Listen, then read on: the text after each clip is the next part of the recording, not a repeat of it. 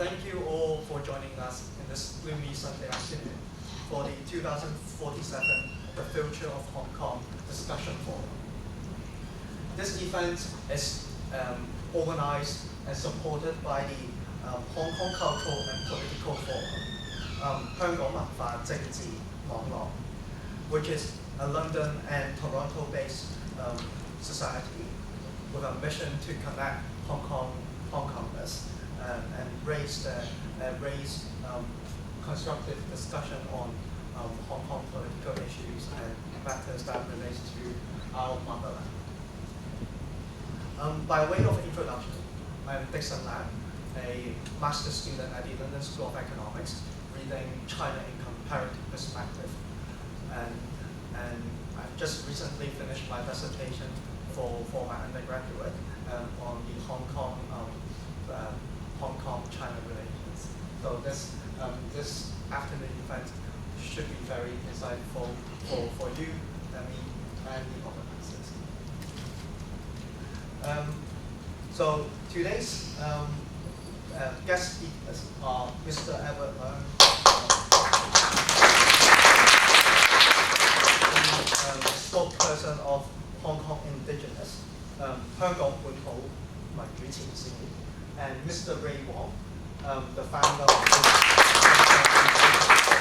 Indigenous organization.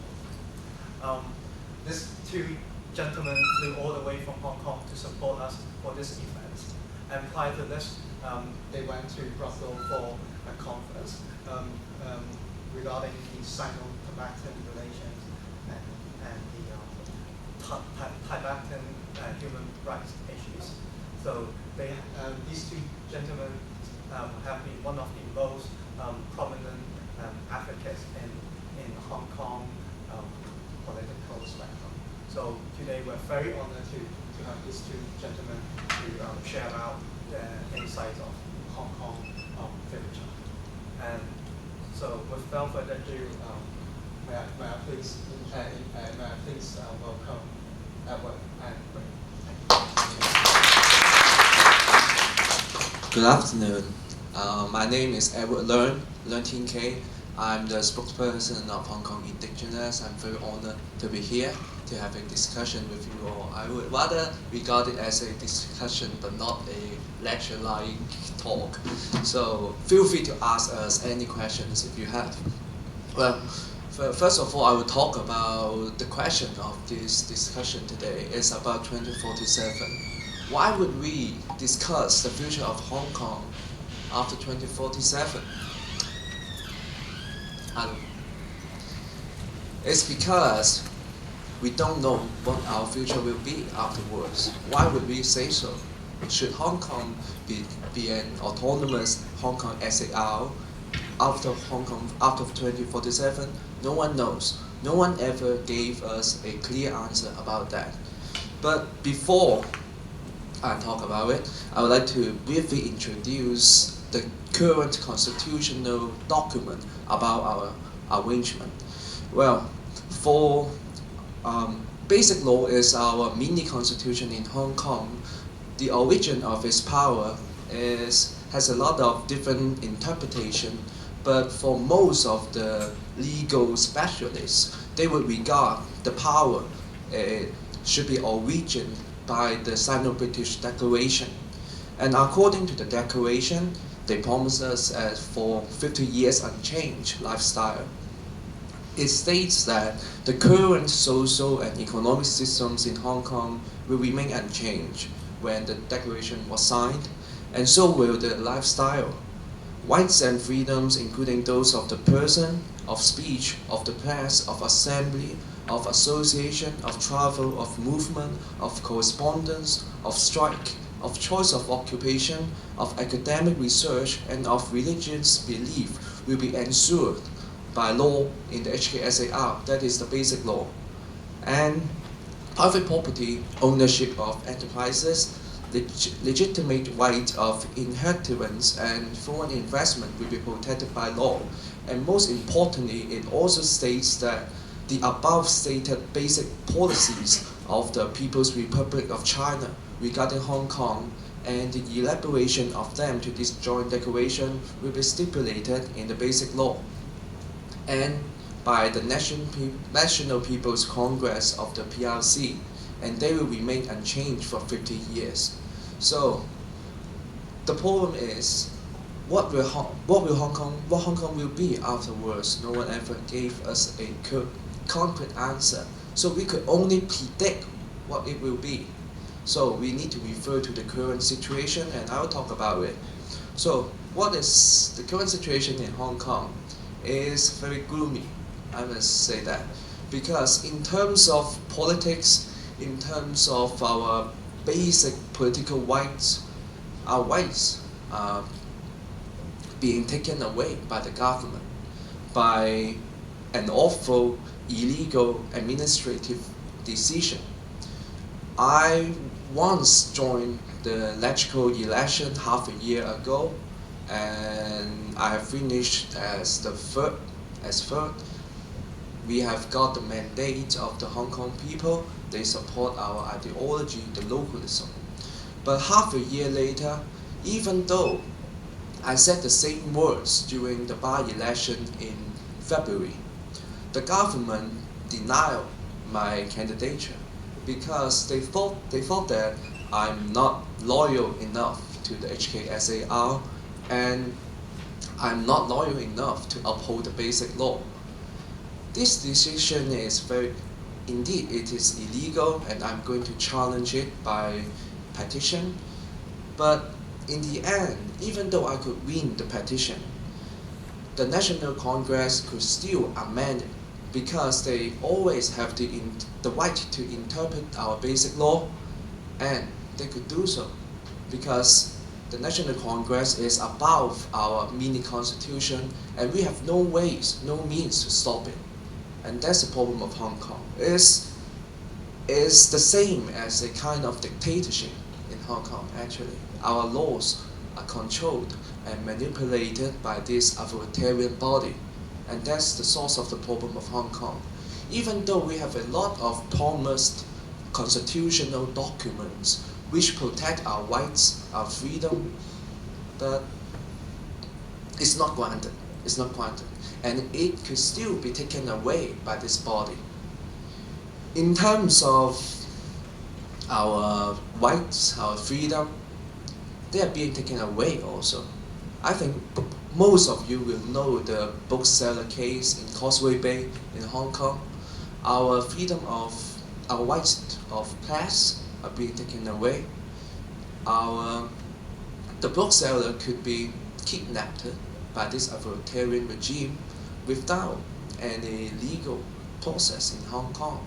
And this authority, they shouldn't have this kind of right to arrest our citizens within our territory of Hong Kong, but they are still doing so. And we have no ways to stop it. So we could only predict the future of Hong Kong according to this current situation, and it's very rational to think of a gloomy future of Hong Kong. Is it possible for Hong Kong to become one country, one system? That means Hong Kong is entirely absorbed to China after 2047. It's entirely possible. It's entirely possible. Even though we have this kind of protection named the one country, two systems, but it's like a plot already.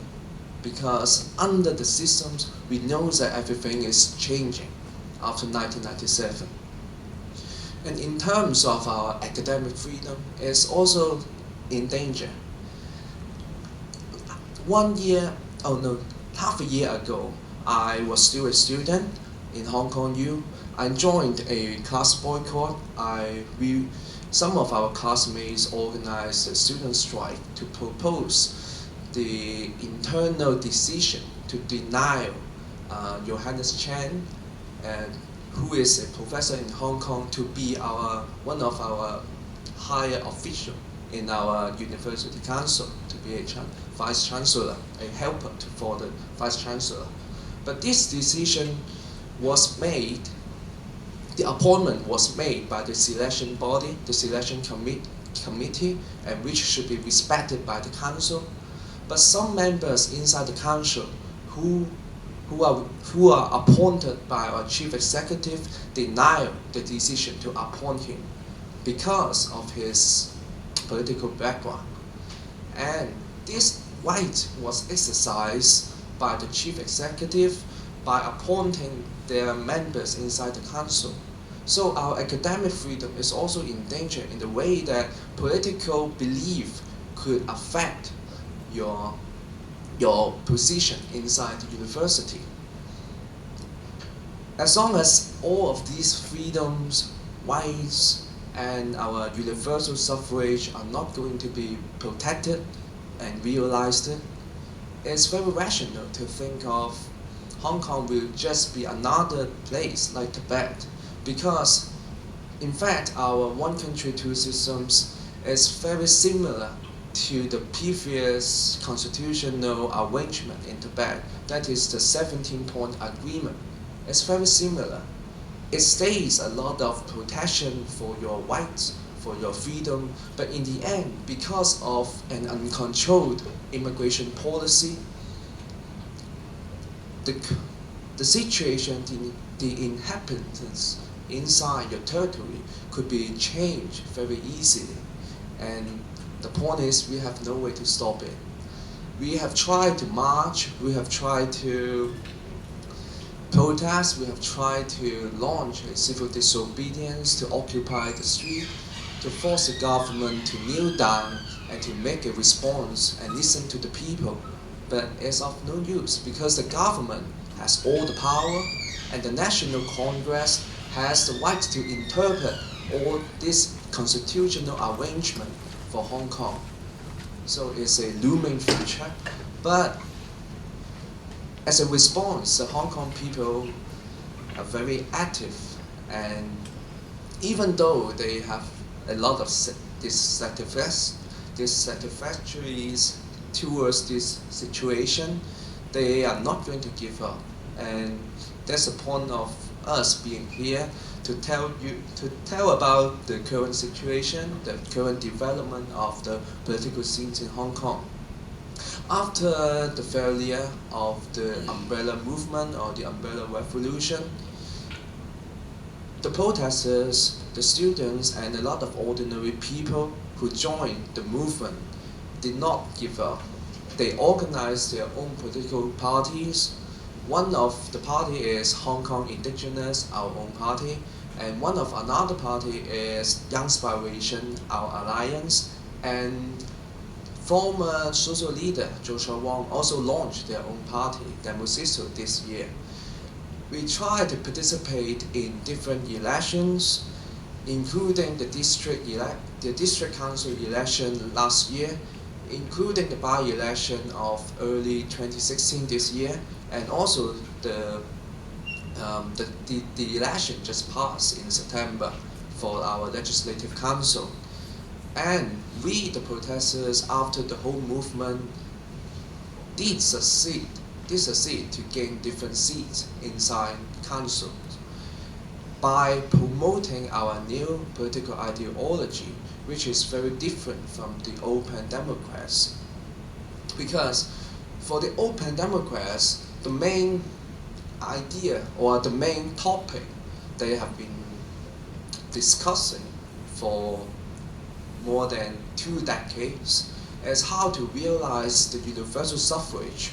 It's about our political reform in Hong Kong. But after the constitutional decision made by the National Congress that is promoted like 1 year before, is almost of no hope to realize democracy or universal suffrage under one country, two systems, because the decision was made and they are not going to amend it. So we need to think a new way out. If it's going to be about a halfway through of our 50 years unchanged, and we couldn't see the future to realize democracy, then we need to think about our future. If it's not going to be realized, the situation of Hong Kong, the protection of our rights are going to be worsened. It's determined, and we need to think a new way out. So we started to think about the possibility of self-determination or even independence after the end of the Umbrella Revolution. And by joining the by-election and the current election just passed, is the best platform for us to promote this ideology. Because when we think about our constitutional arrangement, one country, two systems, it's of no Hong Kong people's consent. It gave us the first, it gave us the legitimacy to ask for a rearrangement of our political system. Because I think most of you will already knew that during 1980s and during 1980s, Hong Kong people did not have a choice to choose about their future. The current systems was determined by the British and the Chinese authority. There's no consent from the Hong Kong people. But although some people would say that Hong Kong people did not voice out, that is similar to a kind of tacit consent. But this is not true. This is not true. Because according to a survey during 1980s, the majority of the Hong Kong people gave their voices already. They did not want to be returned to China. The ones who wanted the reunification consists of about 4% of our population in 1980s. So this gave us the legitimacy to ask for self-determination once again, and this right we should have in 1980s. Another way of thinking about the self-determination is about our current situation, as I've just mentioned before. Our rights, our freedom are being taken away with no protection. So it gave us the legitimacy to ask for a change in our political system, our political structure. Should we have a chance to choose about our future after 2047, as it is not promised by any constitutional arrangement? Even though we have this kind of constitutional arrangement or protection about our rights, about our universal suffrage, but it's not going to be realized, and it hasn't been realized after 1997. According to our basic law, we could have the universal suffrage since 2007, and now it's 2016, and we couldn't see any hope to realize it. So if these rights and freedom are being taken away, even though it's promised, what will happen after 2047 if there's even no promises? It's very rational to think of a worse future. So it gave us another kind of legitimacy to think of self-determination. And in terms of self-determination, our group thinks that independence is the best way out for Hong Kong to stop all those interference from China, which is an authoritarian regime. But here comes the question, is very impossible to think of, right? Because the Chinese authority is too forceful, and they controlled all our constitutional arrangement, laws, documents. It's very hard to do so, I admit that. But by promoting our ideology via elections, we could change people's mind. And indeed, it is really changing. I think no one will ever think of independence 1 year ago. If you talk about it in front of people, they will regard it as a silly joke. They will regard it as entirely impossible. But 1 year later, after several elections, after the promotion, after the campaign during the elections, after people talking about the possibility of independence, the legitimacy of independence, people started to believe it as the best way out for Hong Kong.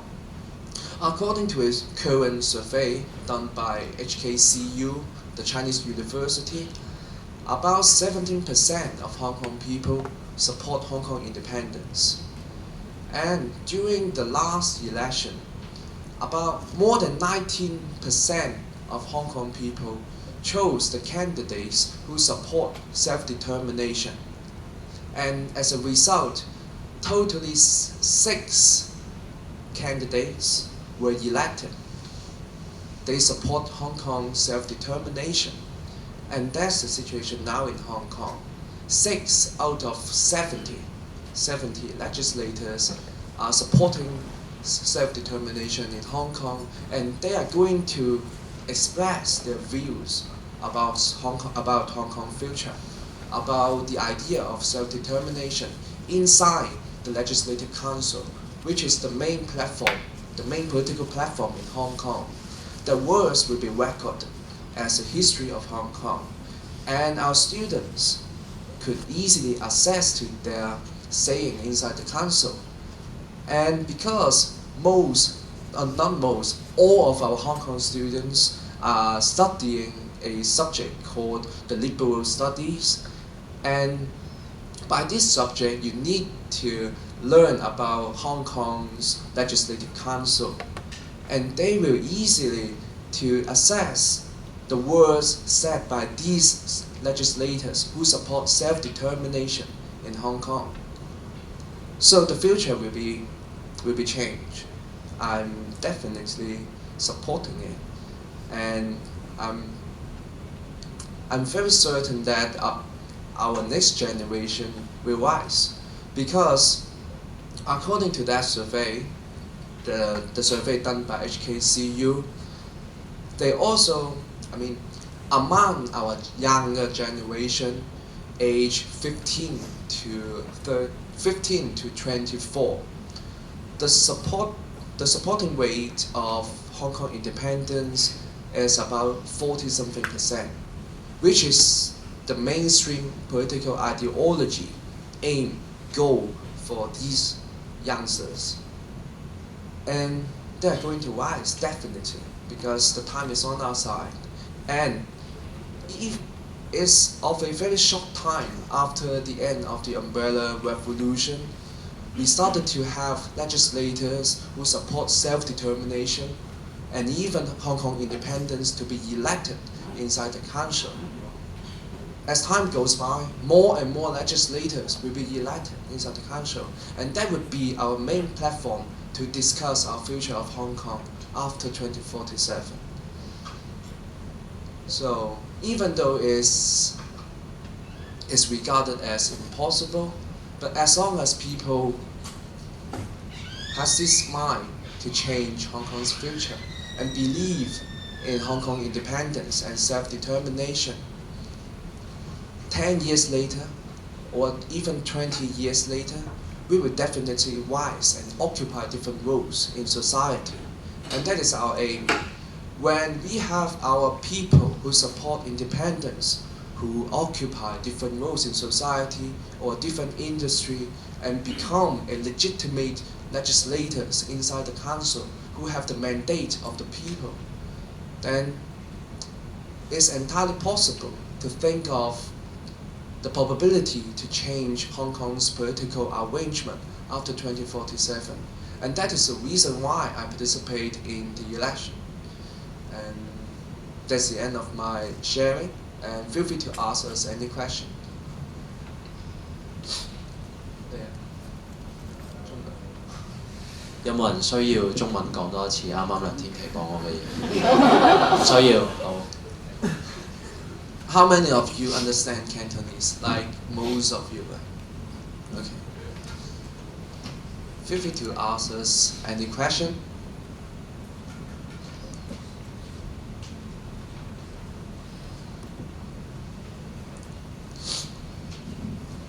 No? Yeah. Yeah. My impression is this is what was came to a head in 1997. Do you think the British government did enough in the negotiations with the Chinese government to give you the groundwork to have these aspirations? Because what you're saying, Well, of course not. Of course not. Of course not. Because, well, the joint declaration should be protected and exercised by the Chinese authority with the monitor of the British government.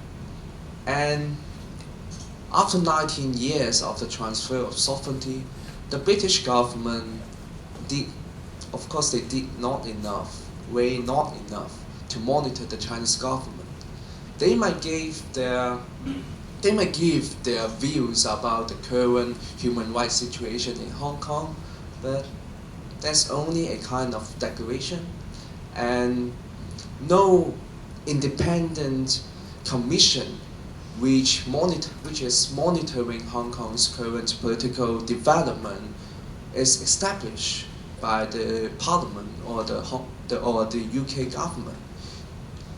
And I think in order to monitor the Chinese government, this kind of commission should be set up, and they should invite the legislators in Hong Kong who are representing Hong Kong people and who have the mandate of the Hong Kong people to have a report about Hong Kong's future and have a report about Hong Kong's current situation.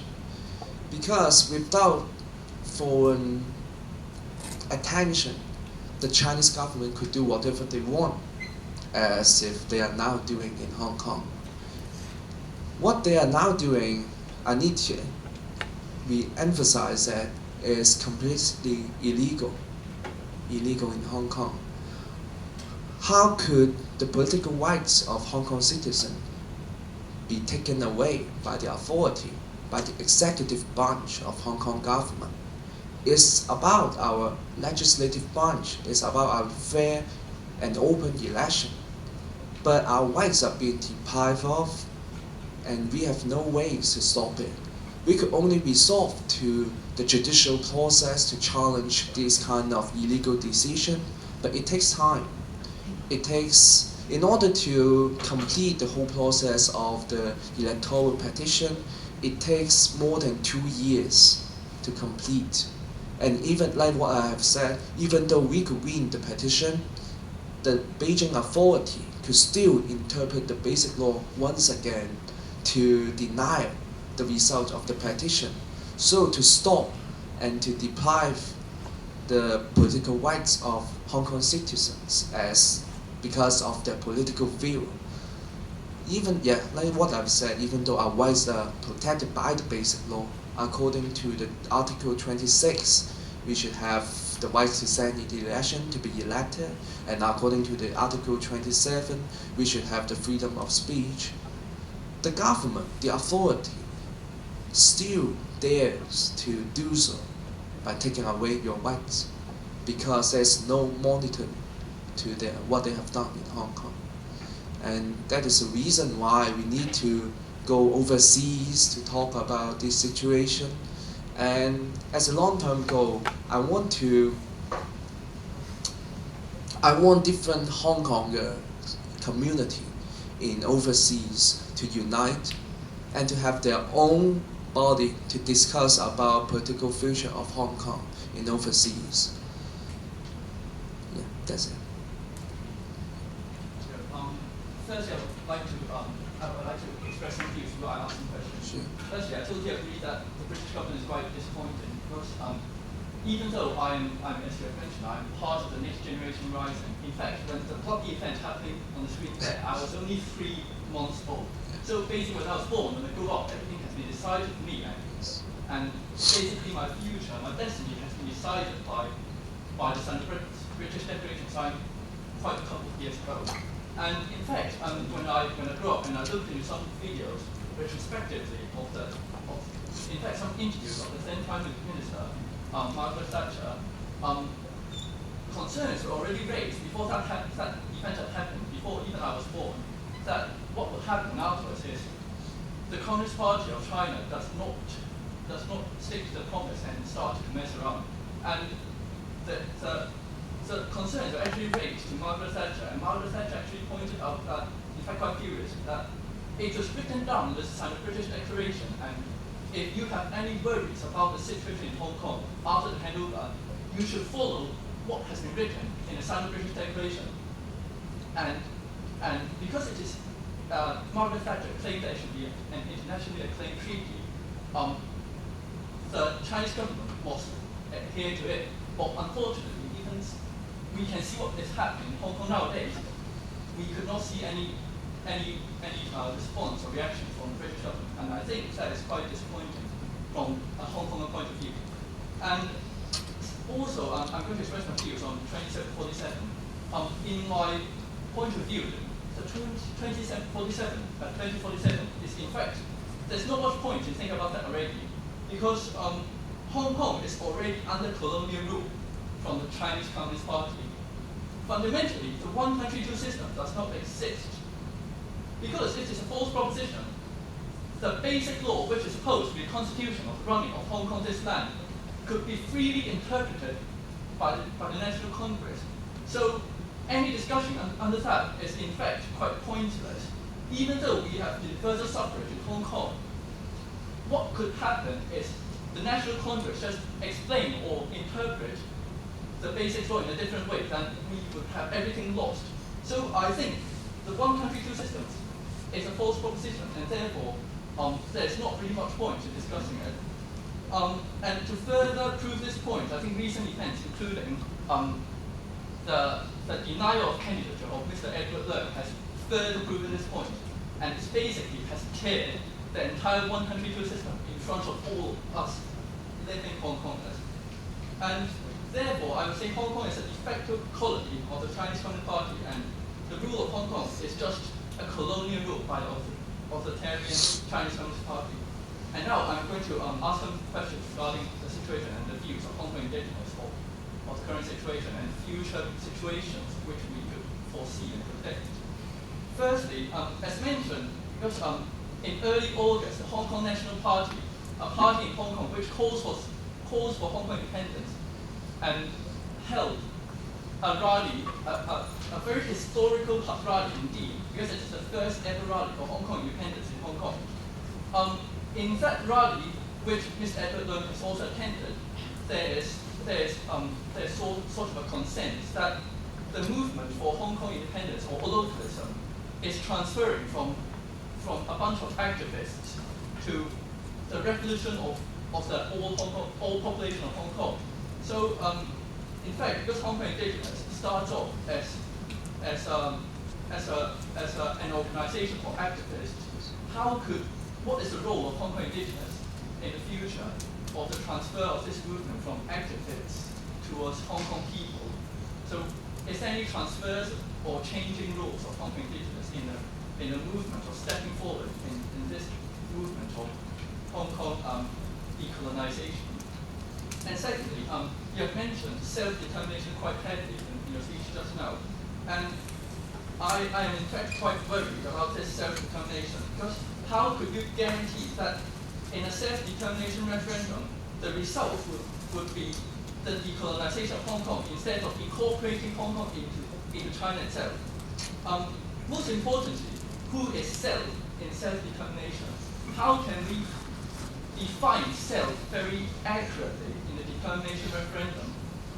From history of Crimea and Sikkim in India, I'm sure that they had also their referendums in their nations. But as we can see, Crimea is now in fact a rupture, and Sikkim is no longer a nation, it is incorporated in India already.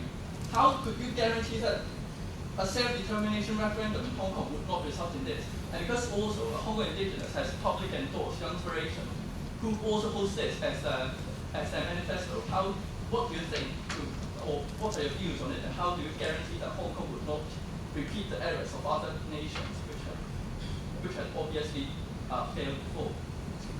Thanks for your question. Let me answer the second question first about self-determination. Indeed, it's true.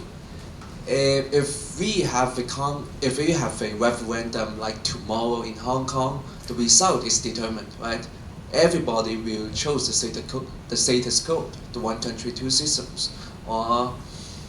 So it really depends on time. It really depends on time. And I think in the very recent future is not the best time to have a referendum.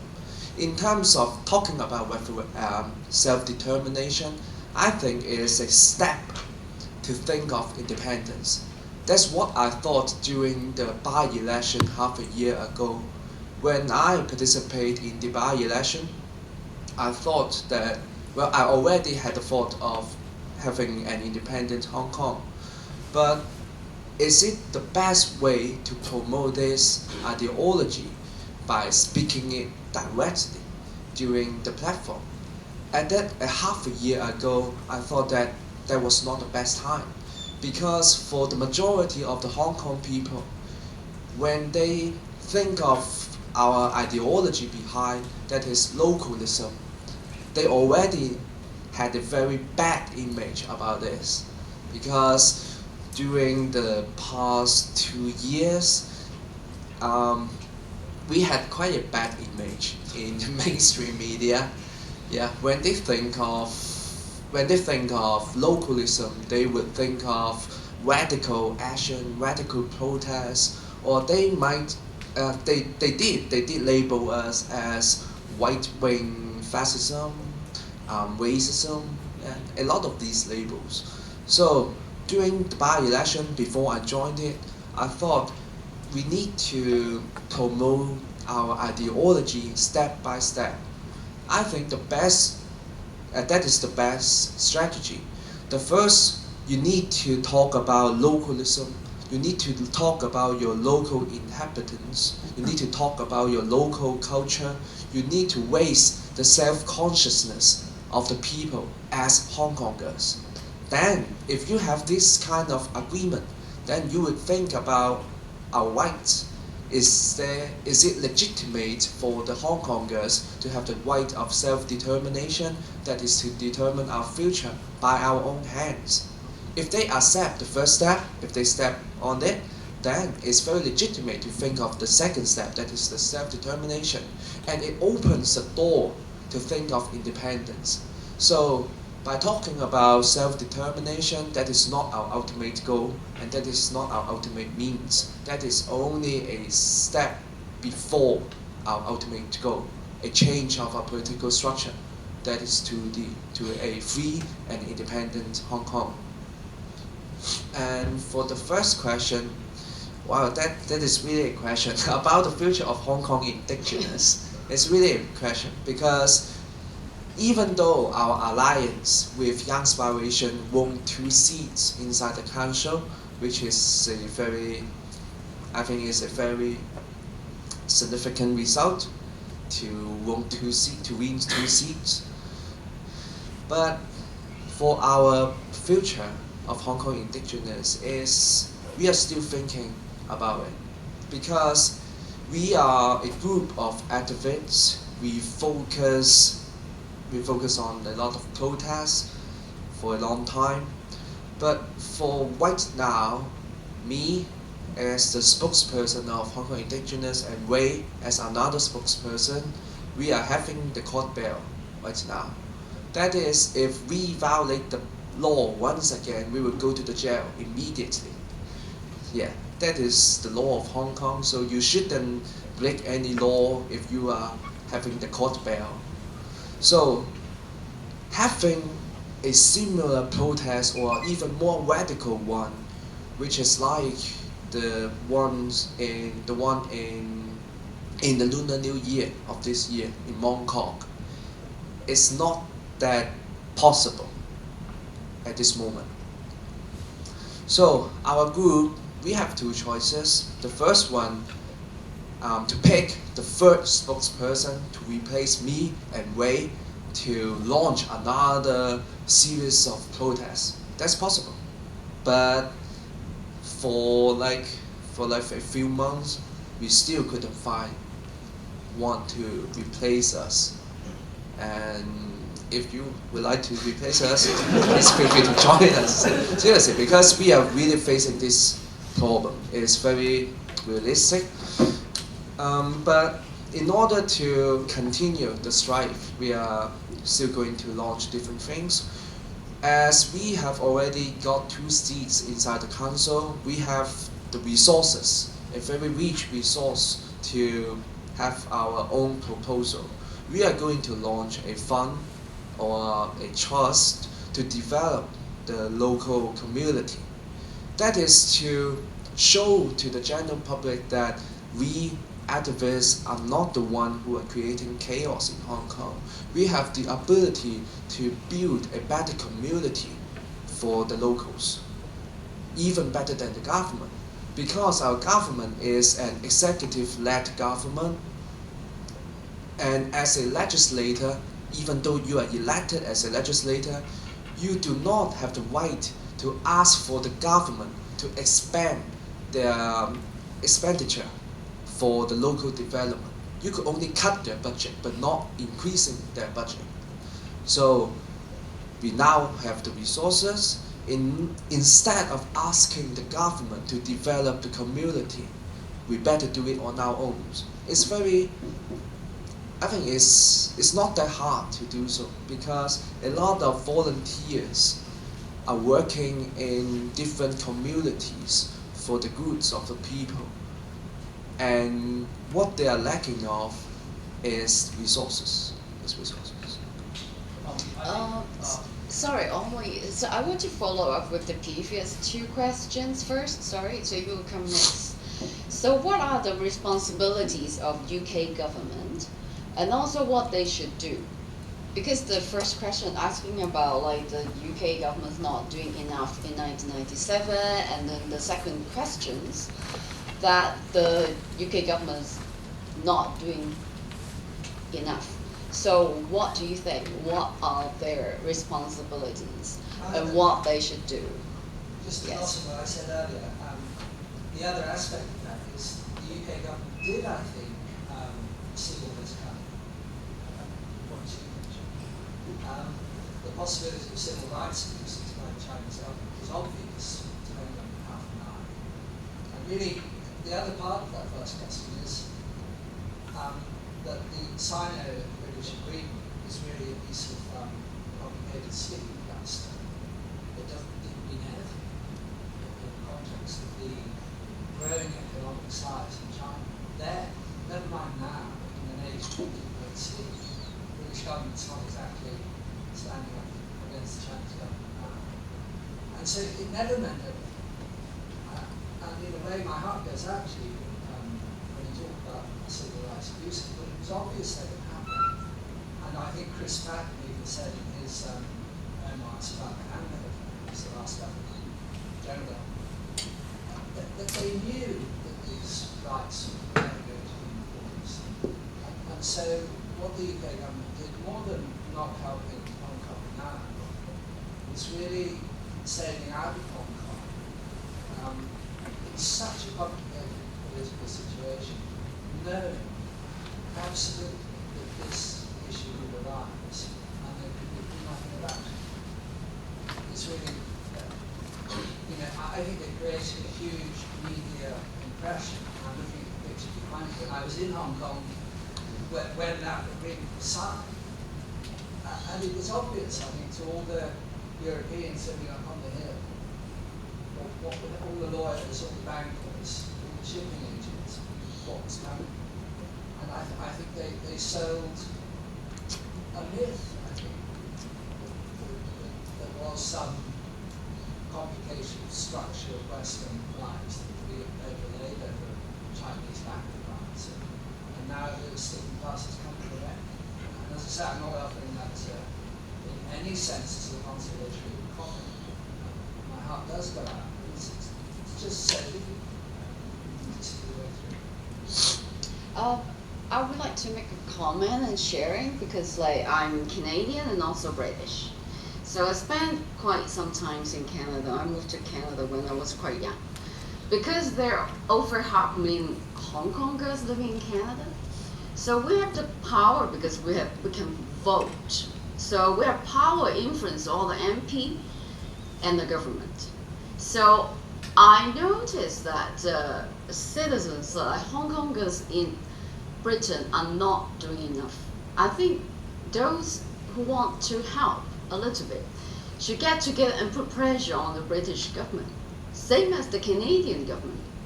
Because right now we have very close relationship with a lot of MPs in Canada And also city of Markham, for example, because majority of Hong Kong people live in Markham. And they have to take notice on the situation in Hong Kong. So especially when we show the film 10 years, and we got 4 MPs to attend to watch the film and join the discussion. So I think that is something Hong Kongers living in UK can do. So actually I want to ask both of them, Ray and Edwards, like what do you expect? Although it may not happen, but we must do. What do you think their responsibility, because to sign the joint declaration, they should have responsibility, and what they should do. So we need to list out all this stuff, and we need to find a path to push them to do it. As long as we have the vote for UK government and we have the power. So what give it to Edward. The main duty is to monitor the exercise of the joint declaration and to the protection of our civil rights. So having a commission or a kind of conference and to invite scholars, politicians, lawmakers who have the mandate of the Hong Kong people to have a very fair and open report about the current situation is very legitimate and I think is the basic responsibility already for the UK government to do.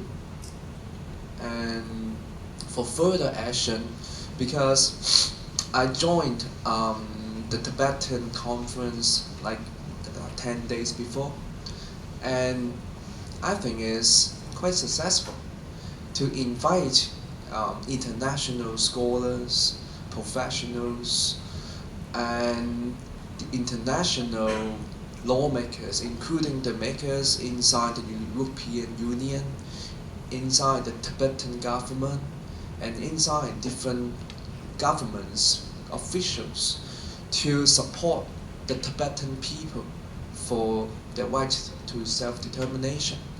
If Hong Kongers would have a support group like the Tibetan do, then I think it's helpful, at least to voice out our opinions about our future, because we are left by the British government with no rights to control our future and to protect what our rights, which is now being deprived of.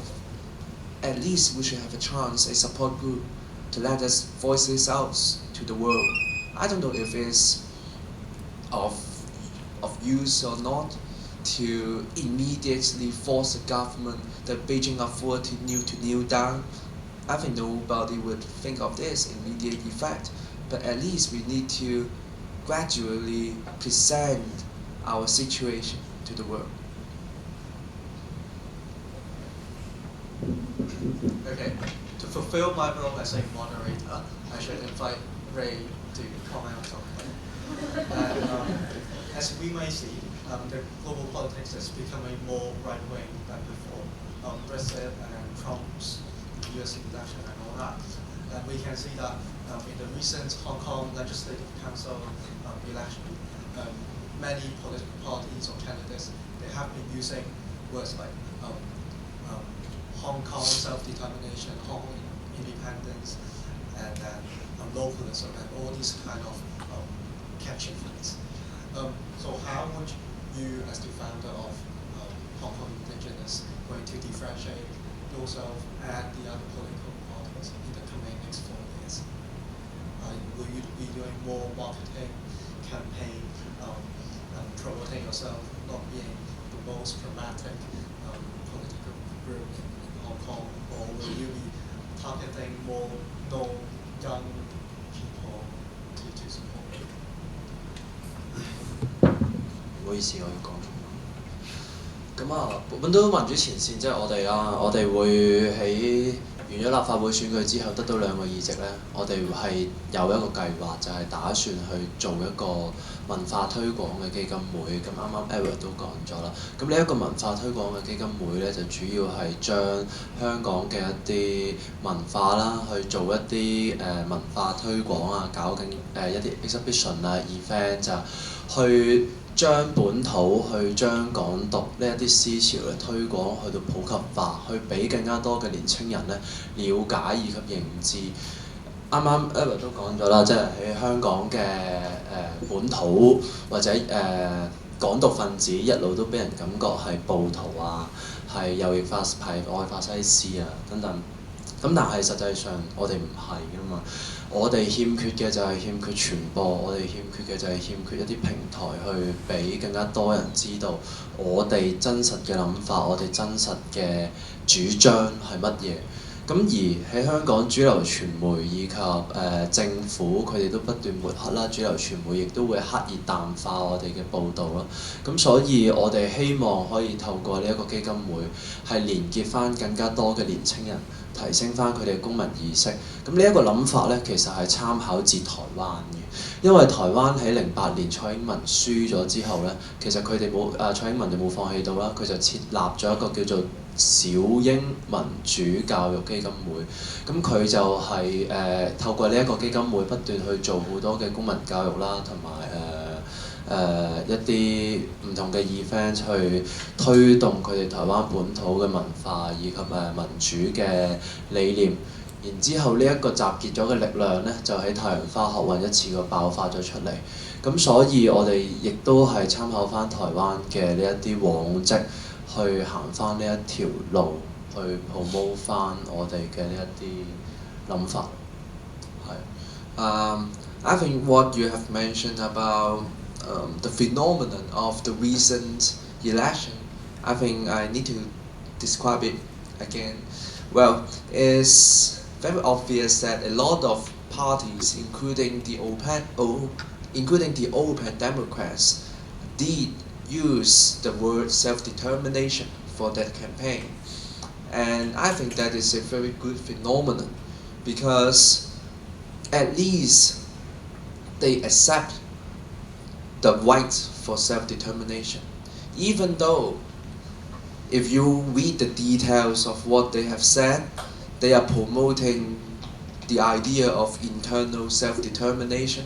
That is to stop the intervention from the outside powers and to determine all the internal matters by our own government. That is the same as one country, two systems, if you knew it correctly. So, but at least they use this kind of word. And I think the first party to come out to talk about this internal self-determination was Civic Party. And I think they are doing so by launching a debate with the separatists like us, or like Aspiration, or like Demusisto, who support self-determination or independence. And that's a very good phenomenon and a very good sign, as these politicians have the mandate of the people, even though they deny the possibility of independence, they still want a debate with the separatists, and they have the mandate of the people as they are already legislators. So this main platform inside the Legislative Council could serve as this main platform for those politicians who support internal self-determination, that is one country, two systems, with the debate of the separatists on this platform. And it's a very good sign. And it will be the trend of the future, because more and more legislators who support independence will be elected in the future. I assume that. And the debate will be more and more intense as the time goes by, as the future of 2047 is coming. And so it serves as a purpose to educate the people.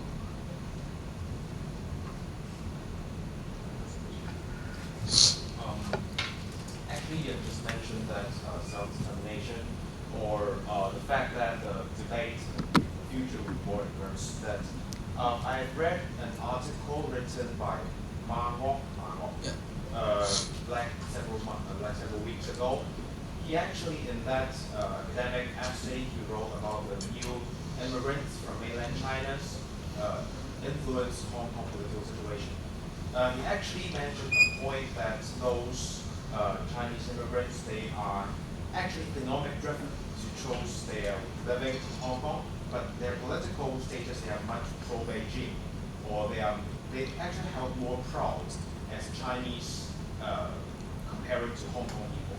So, and as you have aware that since 1997 to like 2016, there's already like 850,000 Chinese immigrants coming into Hong Kong, and more horrifying that there's a larger number of Hong Kong people moving out of Hong Kong. And so if this continues, how can, like following a question about examination, how can you make sure that the upcoming elections or debates or any universal suffrage referendum can actually be more favorable to Hong Kong people, or instead like controlled, or maybe the people coming from China is more than people in Hong Kong. So how can you fix this kind of situation?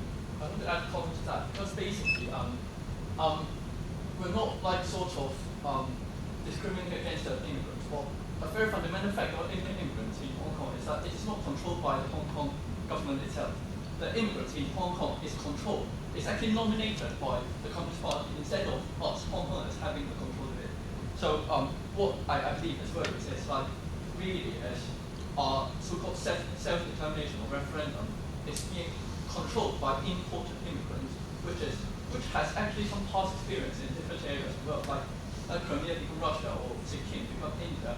It is a problem of, it's not about the problem of immigrants, but the problem of the immigrants are not chosen by us and they do not have the responsibility to become Hong Kong. So how do you address this problem of each day, in fact, every single day, 150 immigrants nominated by the Communist Party, and how would you address this problem? We talk about self-determination in Hong Kong.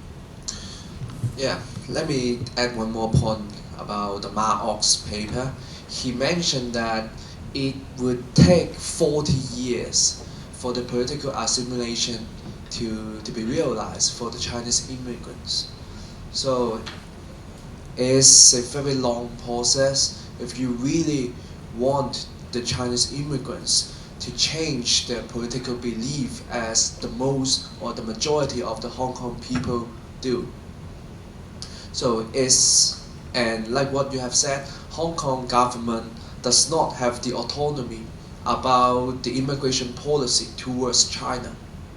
So it's a very gloomy situation. And like what you have said, if we did nothing, the result of the self-determination, or I should say that the result of a referendum is determined to lose for the separatists. So me, as, I should say that, I was born in China, but I'm a localist. Because I read about the definition of Hong Konger in the book of Hong Kong nationalism. The definition or this kind of Hong Kong nationalism is a more open way to support Hong Kong independence, because it doesn't care about where you come from or when you came to Hong Kong.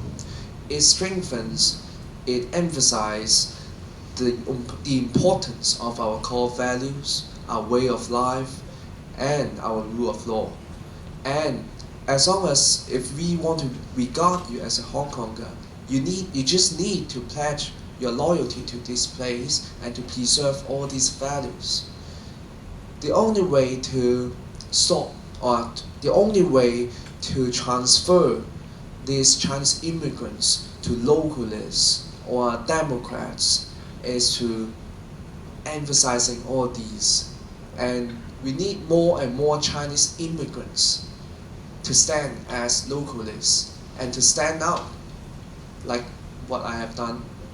Even though I was born in China, I could still become a localist because I came to Hong Kong because of liberty. Because there's liberty in Hong Kong and there's no liberty in China. It's the only way to change the Chinese immigrants. But like what you have said, holding a referendum without an appropriate time is a bad decision, because that would give the legitimacy of the current systems, the one country, two systems, as the people chosen by referendum, by voting, by casting the vote. So. Okay, so you've been talking about self-determination, you need public awareness, you need to tell people that yes, they can do that. That's one thing. You also need the government to let you do that, right? There's been a referendum before where 5 lawmakers resigned, people's voice were heard, they didn't care about anything, and then the umbrella revolution happened, they didn't really care. So what can you do after that? I feel like civic disobedience is quite a powerful weapon, and we use that, but it's still not useful. So that's one thing. Another question is about judicial independence. Do you still believe in that, or do you think in the near future that we might be threatened by that as well? I'm sure to say that the government will not launch the referendum for you. You could only do it by yourself. It's the only way to do so.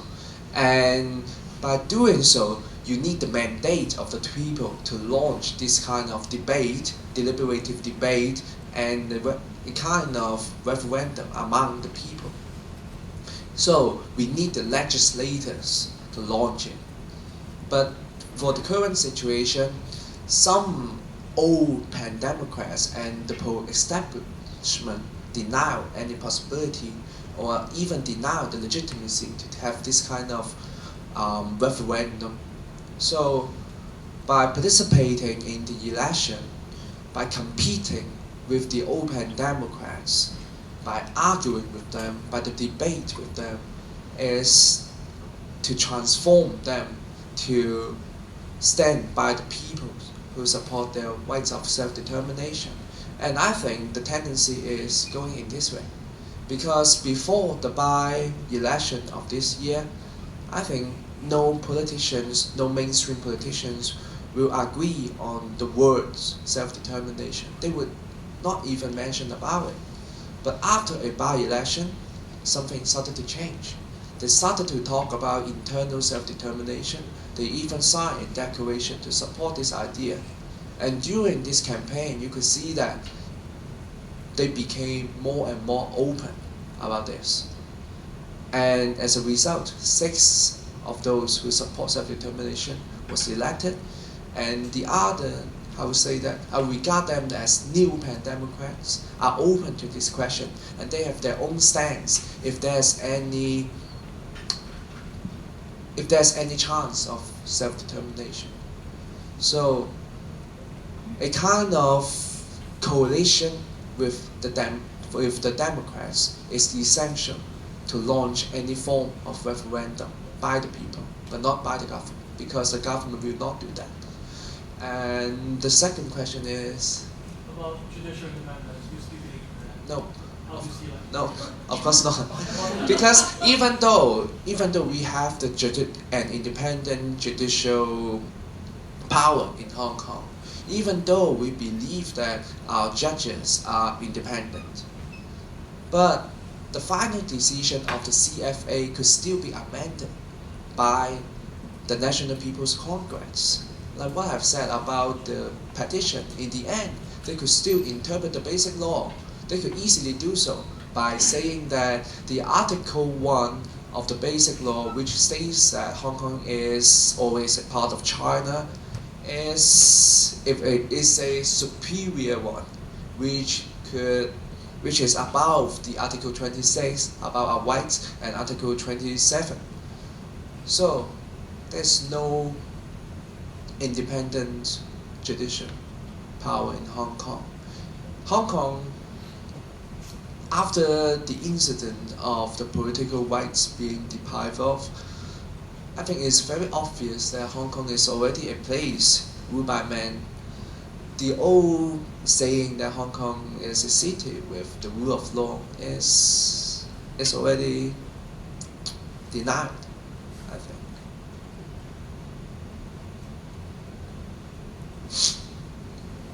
Okay, so we have been talking a lot about Hong Kong-China relations in political and legal or judicial terms. What about in economic terms? Do you see any cooperation feasible for Hong Kong and China in the near future?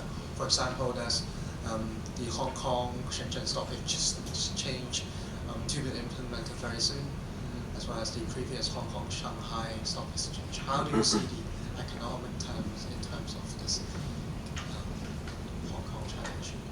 Hong Kong is now a financial city with a lot of foreign investment and Chinese investment, and is the main window for the Chinese authority who corrupted a lot to flee their money from China. So actually Hong Kong is very essential to the Chinese authority, as they need this place to attract the foreign investment for their own national enterprise. Because in terms of the established rule of law, China is still far behind from Hong Kong in terms of rule of law. So I think Hong Kong is very essential to China, but if you are talking about further cooperation with China, I don't think it's a good direction. Because in the past, a lot of investors look at China's market and they lose their focus on the Hong Kong's market. In terms of like movie investment, most of the investments went to Chinese market. Even though they are Hong Kong producers, they made their movies which is favorable to Chinese but not to our locals. And that damages our own industries in Hong Kong. So how would Hong Kong Indigenous or Hong Kong activists, political activists, see this kind of Chinese soft power interference into Hong Kong? What was your point and what was your view in this kind of economic soft power interfering Hong Kong in a day-to-day basis? Indeed, it is in day-to-day basis. As like what I've mentioned, the scenario in movie industry is already very gloomy. In order to solve this, we need to strengthen our own identity and our own culture. And in terms of culture, we are talking about our own characters, our own language, as our language or our characters are also in danger right now in Hong Kong. Like about 80% of our secondary schools in Hong Kong, they have a policy called using Mandarin to teach Chinese. But Mandarin isn't our mother tongue. Our mother tongue should be Cantonese. And among the primary schools, the government is going to introduce another new policy to introduce simplified Chinese to the primary students.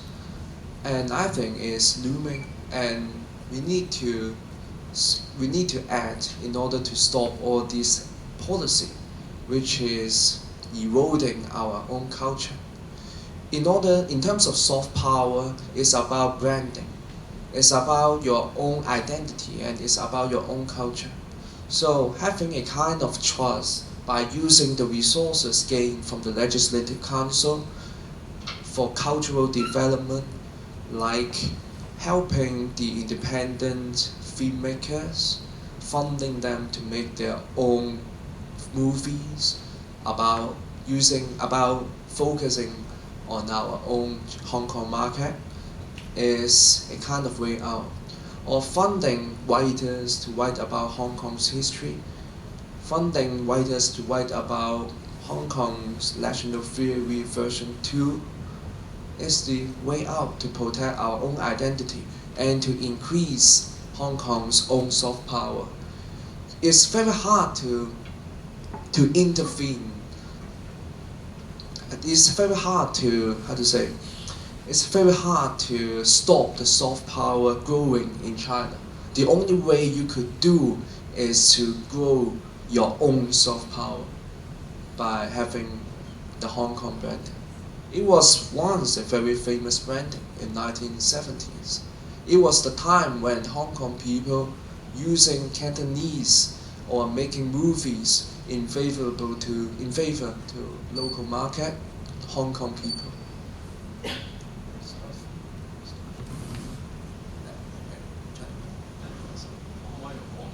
Okay. 咁樣咧，咁即係大家都知啦。咁本民前咧，由一開波係嗰個魚蛋革命啦，咁樣啦，咁啊就令到大家都知，跟住之後普選攞到好多票，跟住再而家參加又俾人哋即係又俾人哋turn down咗啦，話參加啦。咁但係而家咧，即係大家對於本民前嗰個 image 咧，都係比較覺得佢哋係比較行動派，即係佢哋會去即係用力練嗰一下，即係大家都令到即係因為我都係香港嗰陣時都係香港，即係 keep 住都係香港。咁其實嗰陣時大家都係好支持呢一種，即係投你票嘅人咧，好多時都係支持你哋去做呢啲嘢。咁但係而家咧就好似你哋就好似當選咗之後咧，就變到好似又即係變咗好似溫和派咗。咁會唔會即係令到啲人去支持你嗰哋啲人會令到佢哋失望咁樣？其實啱啱 Edward 都講咗，因為我哋兩個都孭住一條 call bell 啦。其實我哋好想搞好多行動，但係礙於如果我哋嘗試過7·1搞包圍中聯辦啦，因為本民前對於香港政府嚟講係一個極度危險嘅組織，佢會安排2-3千個警力喺西環，佢係每一條街每一個 corner 佢都放5個警察咁。咁其實而家本土民主前線要再搞一啲集會啊遊行，縱使我哋講到明係溫和嘅，其實都已經好難。咁所以其實我哋都喺度諗緊，會唔會係將我哋嘅經驗去俾更加多嘅年青人，去俾其他嘅行動組織，例如其實而家我哋都有一啲其他友好嘅組織，都係一啲新嘅行動團體。如果佢哋有需要或者佢哋需要資源啊，佢哋需要經驗，我哋將我哋嘅資源、我哋嘅經驗俾佢。而當然，如果本民前我哋可以揾到第3個發言人，繼續去發起一啲行動嘅話，咁當然係最好啦。咁但係啱啱都講咗冇。咁我哋都會繼續揾嘅，其實即係甚至是唔係我哋組織內部嘅人，我哋都會 approach。咁我覺得係有機會嘅，因為如果要即係再發起繼續嘅街頭行動嚟講，即係我同佢而家都係帶唔到隊，係啊，咁所以要第3個人嚟帶隊。So may I translate the question a little bit? So he asked the question that the Hong Kong Indigenous used to have the branding or the appearance as more radical. But since the by-election and the past election, it seems they may not be as radical as before. So he asked what was going to happen to Hong Kong Indigenous. Maybe Everett, you can just explain a little bit your answer in English. Sure. Because me and Ray Wong now in Court Bell, so it's very hard for us to lead any forms of illegal protest. Because when we organize different protests, we regard having a protest as our right. So we usually did not apply any kind of notice from the police. We did not get the consent of the police in order to have a protest. So it's in nature itself already illegal when we organize any form of protest, because you need the consent from the police first, but we didn't.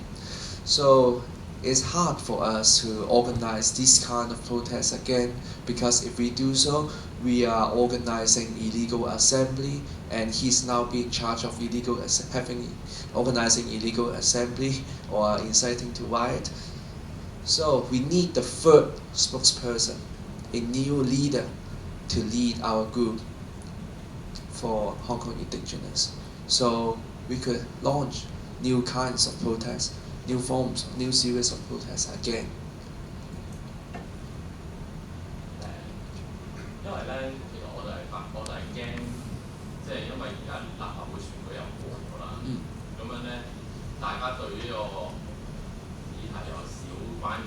開始就會再咁。如果即係又走咗去溫和路線咧，咁會唔會就即係慢慢可能即係好似人哋話齋，你嘅光環會慢慢越嚟越消失咁樣，咁跟住之後就即係就再冇即係好快本民前就會，因為而家本民前其實係同青年新政合作，咁樣先好似有2個立法會議席咁樣。咁如果再落去嘅話，咁本民前會唔會就咁樣就會慢慢咁去衰退咗咧？咁樣即係我亦係有呢個擔心嘅，即係想知你哋會有啲咩再有啲咩實際行動去令到即係支持你哋嘅人唔會放棄你哋啊咁樣咯。我哋而家即係本民前。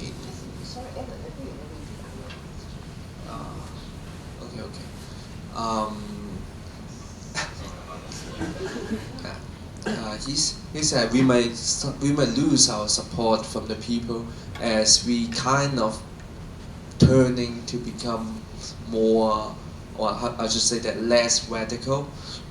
So it's true. Some people will think it this way, but in order to regain their support, we need to do something which is practical. Like, if we got the resources from 2 seats, then we could have the fund and trust to support the people being charged of during the Mongkok incident. Because if I'm referring to the case, the trial in High Court, out of 10 people, there are 4 from Hong Kong Indigenous. And there are about 20-something more protesters being charged of riot. And that would need a lot of money in order to hire barristers for all of them.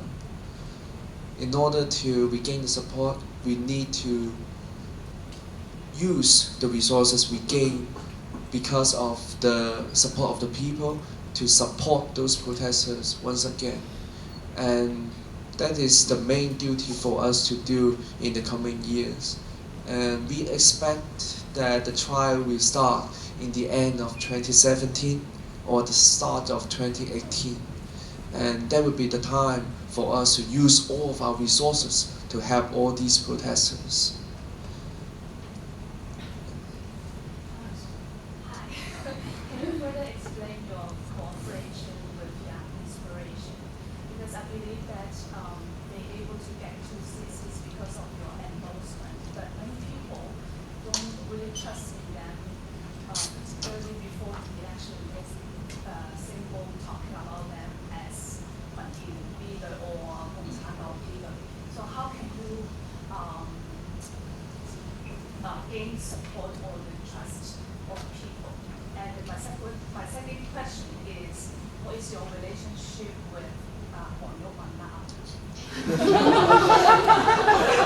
第2條唔會答。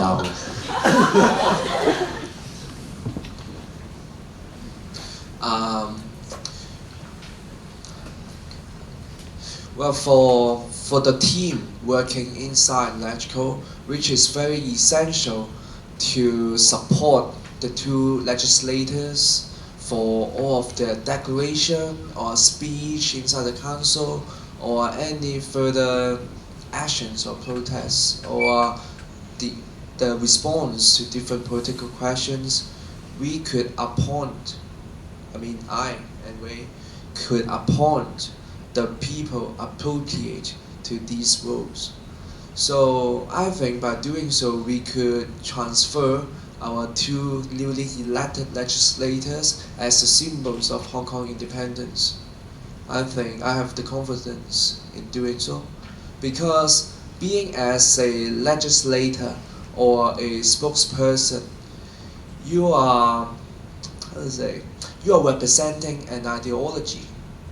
And if we could insert this ideology by having appropriate, talented people, assistants, so they could still perform this ideology in front of the people. It doesn't matter it doesn't really matter who the person is. It matters what the ideology is behind and the team behind it. So we still have the confidence in doing so. But regarding a further coalition or even forming a new party with Young Aspiration, we are still thinking of it. We haven't decided anything yet, but we would appoint talented people to assist these two newly elected legislators. And regarding the second question about Raymond Wong, I respect him very much. He is my idol, and he will always be my idol, because in terms of the quality of the having speech inside the council, he is of no doubt the best one. But because of some, I regard it as misunderstanding, our relationship is now in a freeze. In freeze. So, but I will still contact him when I get back to Hong Kong. I will still. It's not a very abstract question. I was wondering what's your thought on how the locals or farmers can actually gain more seats rather than inside, since they're really solid in their time, apart from that you can start handing out government cakes to the families. So what's your thought on what's the possibility of getting more seats in the country, as in more legislation? More seats inside the council, that means more than a half, right? Yeah. In order to control the whole council, it's very hard. It's very hard, and it's nearly impossible, because it requires a respected coalition with all the oppositions. That is including the old Pan Democrats, new Pan Democrats, and the localists, including Young Aspiration, Hong Kong Indigenous, National Party, and Civic Passion, and Raymond Wong. It requires all the people's support. And for the current situation right now, I regard it as having a very small chance to do so. Because if you refer to the old, if you refer to the arrangement inside the Pan Democrats camp during this election, they couldn't have this kind of coalition or alliance or arrangement to cooperate. So to only push a certain, I should say that, 初選 is already impossible during this election. But in the future, will it be possible? I hope so. But I think during right now, Pan Democrats or the opposition have 30 seats inside the council, but Liberal parties, which is a pro-establishment camp, inside the pro-establishment camp, have 4 seats. So by trying to contact this party, which is not supported by the Taiwan Liaison Office, might be a way out, because they represent the local business, but not the Beijing authority, as they have been criticizing the Liaison Office, the Beijing's intervention about the election for quite a long time. So they might be a target for the opposition. I would like to ask for your views on pandemic, because personally I think that the way of thinking of Hong Kong politics in the sense of pro-establishment and pan-democrats is a farce. Pan-democrats are pro-establishment people. It is no question about it. Look at what they have done before. They have been betraying Hong Kong for multiple times. Look at what the Democratic Party have done in 2010. They went to the liaison office and betrayed all of us Hong Kongers. They are pro-establishment. And I'd just like to see how it views of, and also in the current election also, most of the so-called pan-democrats has clearly said that they are not supporting Hong Kong independence. or any kind of autonomy of Hong Kong, but they still came considered as pandemic threats. Because from my understanding, democracy has a fundamental concept beneath democracy is the autonomy of the place. If you don't have autonomy of the place, what are you talking about? Talking about democracy is just a farce. Because even by so-called democratic means, in a non-autonomous place, you have decided on something. The country which is ruling you under colonial rule can still disregard the results of the democratic decisions. And so if one cannot decide on their own future or decide on their own politics on one place, how is it democratic? And therefore, democracy means nothing without the autonomy of a place. And these pandemics has openly said that they are not seeking for an autonomous Hong Kong. I regard them as a pro-establishment candidate. And how are your views on it? And given that the Legislative Council nowadays is still dominated by the pro-establishment and the pseudo-pro-establishment pandemic, how are your views on the current situation in Hong Kong politics? Yeah, for the open Democrats, I have no hope on them already, especially the Democratic Party, because it's very clear. Because if you refer to their party doctrine, they say that Hong Kong should always be part of China. They respect this very much because they are the one who launched the so-called democratic reunification. So I have no hope on the Democratic Party, but on the other parties like the Civic Party, and I think we should have a chance to cooperate with them by issue.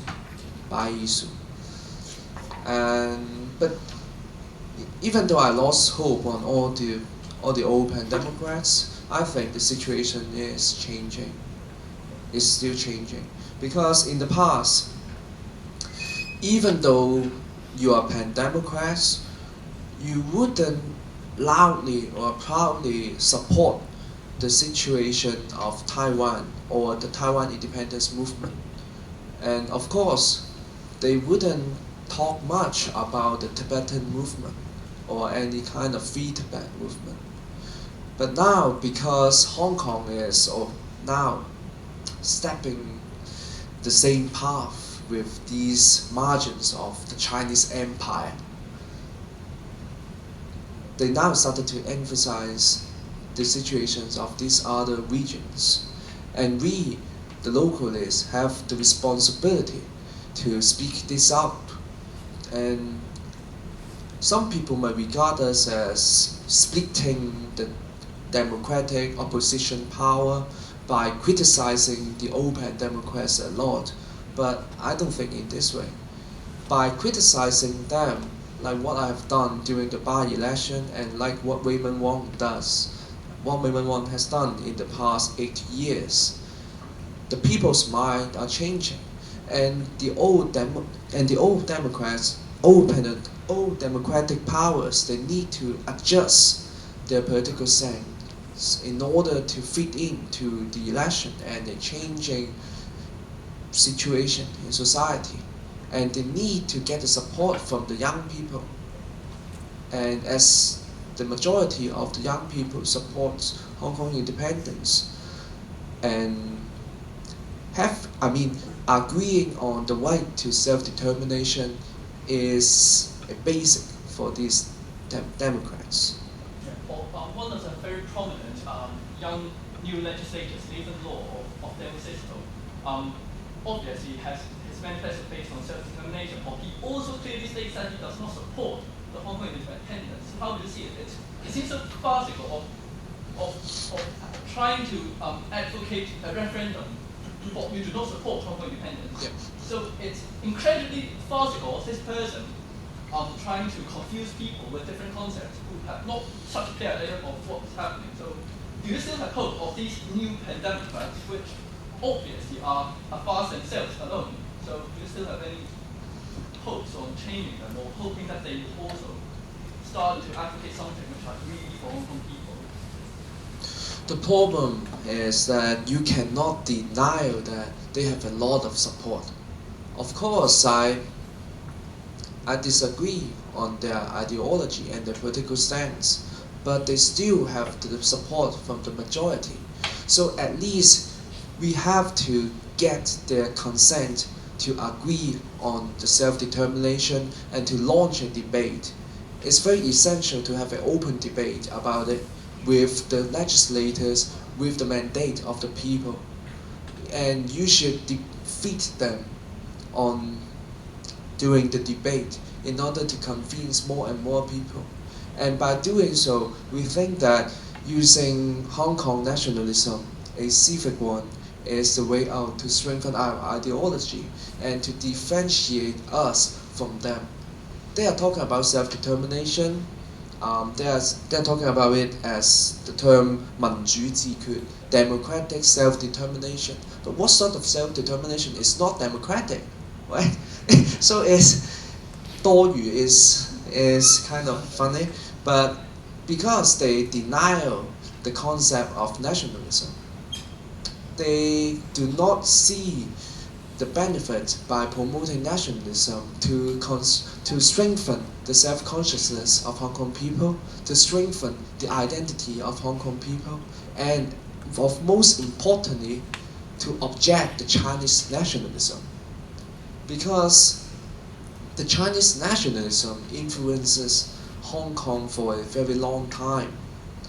People regard them as Hong Kong Chinese or Chinese Hong Kongers or Chinese because they thought that by blood they always have that kind of identity as a Hong Konger, as a Chinese. So by promoting a civic nationalism written by the undergrad and asking for more and more scholars to write about this subject is the way to resist the Chinese nationalism and to win the debate, if there's any, with those like Deng Xiso or Nathan No or Zhu Haiding. Since you cooperate with the young inspirations in by elections of council, what do you think about people talking about young inspiration is speculative group, 投機派?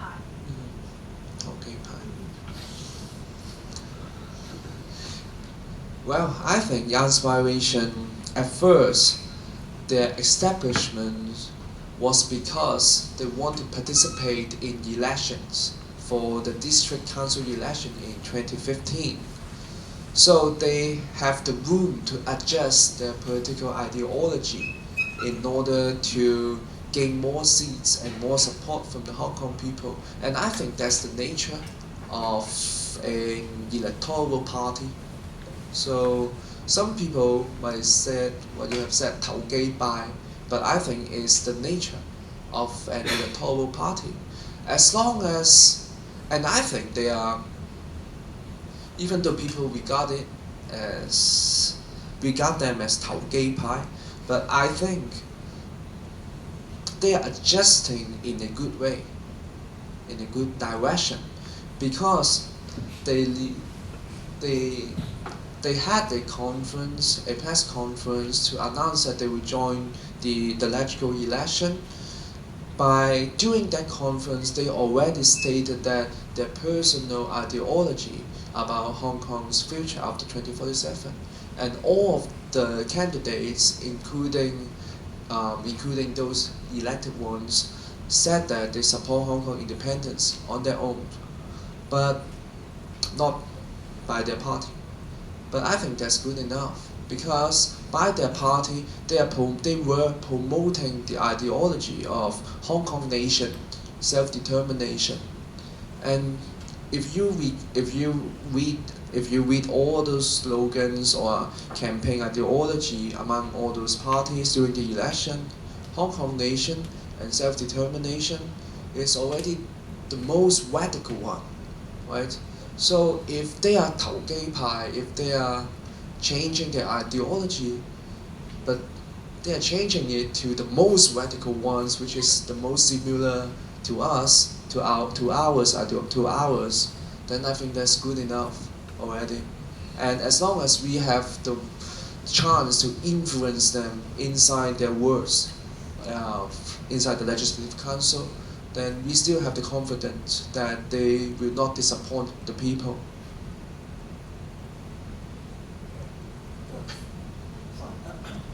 So far, did you receive any death threat from Beijing? Death threat. Are you scared of No. No, not yet. Not yet. Not yet. Not yet. Not yet. But they kind of some paparazzis have been following me for more than a month, nearly more than a month, and they have been following my family at the same time. And that's annoying, but I'm not going to submit to this authority because of this. I could still hide at my home. So I could still hide at my home, and I would go out when I need to work, and so it's fine.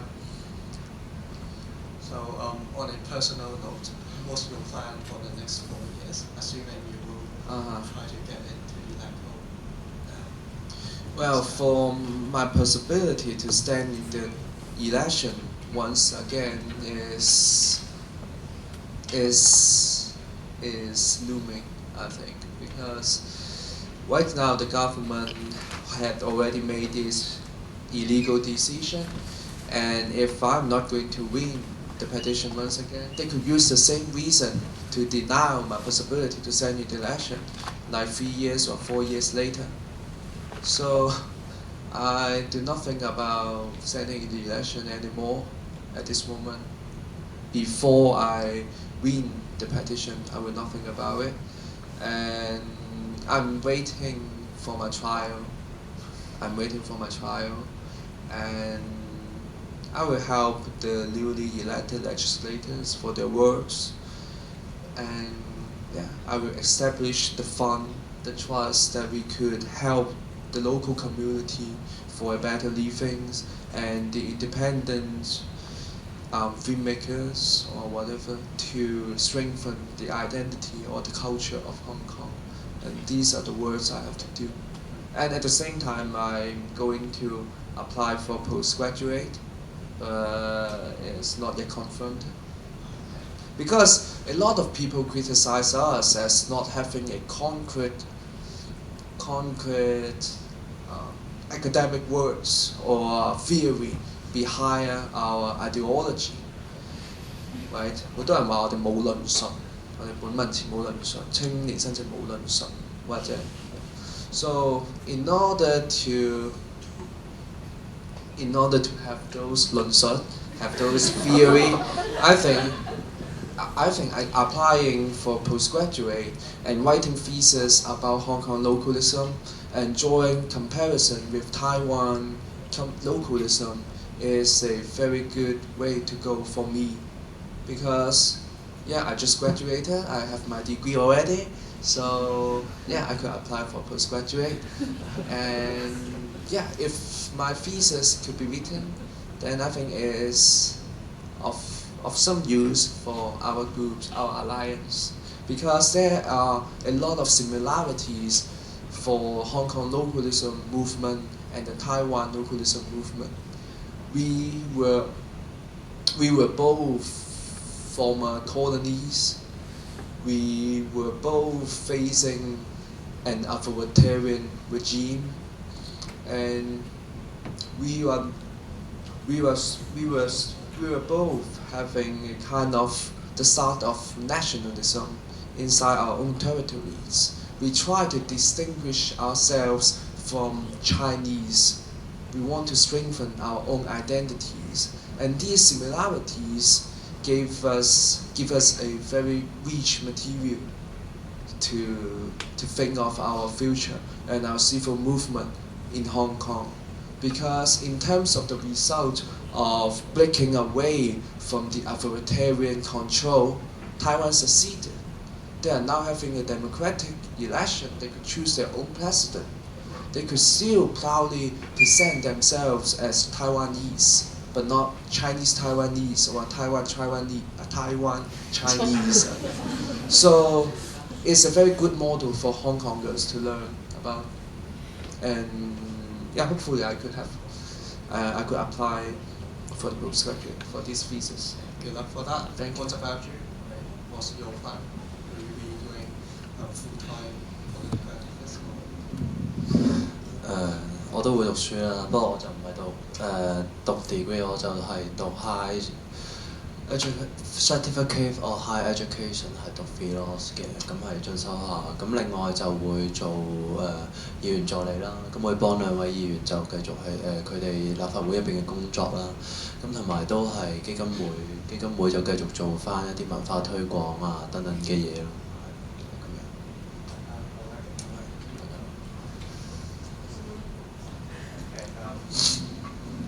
Final two quick questions, please. Ladies. From Macau, because Macau is like a former colony, like, do you think there's a possibility of some relocation for Macau? I hope there is. I really hope there is. Actually, during the election, 2 supporters who came from Macau did visit us during the voting day, on the voting day.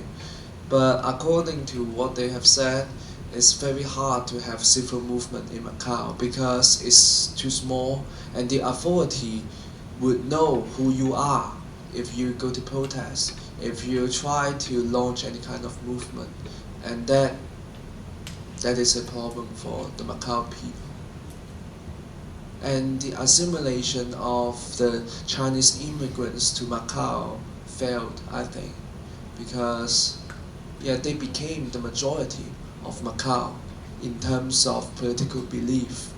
I mean, that is a closer relationship or a further manipulation from the Chinese authority. So it's even worse than Hong Kong. In terms of the promotion and the education of localism, in the past 4 or 5 years, the prominent voice of localism is more about trying to rank Hong Kong people as superior than Chinese national. Do you think it's the only way to go, or is it possible to have an alternative? Because from what I understand, this kind of belief or thinking is pushing some or even pissing off some more traditional pro-democratic people away, or even the younger generation of those families. So is that a way out without using this kind of tactics? Because actually I'm one of those maybe in an older generation than this room. My whole secondary education is under the British rule. At that time, actually we do not think we are Chinese. We think we are Hong Kong just because we do not know why we are called Chinese. Because we born in Hong Kong, we know the place we are in Hong Kong. We go to China, we need to have some identification document. So we have never think we are Chinese. But I think the localism in the past 4 or 5 years, the using of the tactic of Hong Kong people being superior to Chinese national seem to fail some people. And to me, I also disagree with that, although I support localism. Not because I'm being in Hong Kong terms, I'm not being a pan-Chinese plastic or left plastic. Just because I think Chinese national is Chinese national. They have nothing to do with me. So I don't think we need to be more superior or try to be more superior. So do you think there's a way out without doing so? Yes, I think, well, at first I would not describe Hong Kong nationalism in this way by saying that it is superior, or by saying that our identity is more superior than the others. But I admit that some people would describe it or promote our ideology in this way. I regard it as a way to raise a kind of populism among the people, so to have a bigger or more active political power in order for their political platform or political aim. But for me, I wouldn't say in this way. In order to convince the older generation who have a closer tie with the Chinese culture, Chinese literature, Chinese history, or Chinese identities. I would convince them by saying that having an independent and a free Hong Kong is the best way out to protect the culture you love. Only when you have the soil of freedom, of academic freedom, of the right to express, then you will have the soil to let this culture or let different cultures to flower in your own land. And look at Hong Kong right now. The academic freedom and the freedom of express is in danger. But if we really have an independent regime, we have an accountable government, we will have the soil of this freedom, then the culture you love could flourish in this little land. No matter what the name of this regime is, no matter it's called Hong Kong Republic or HKSAR or whatever, the essence of the problem of whether the culture could still flourish is whether there is the soil of freedom. And it's not about the regime, it's about the freedom. Or is there any room for you to have, for this culture to develop? I think it's a better way to convince them, the older generation, because my mother is convinced already. Yes. Thank you. Okay. Okay. Thank you very much for your time. Thank you. So that's the end for this discussion today. So may we please thank you, Edward and Ray.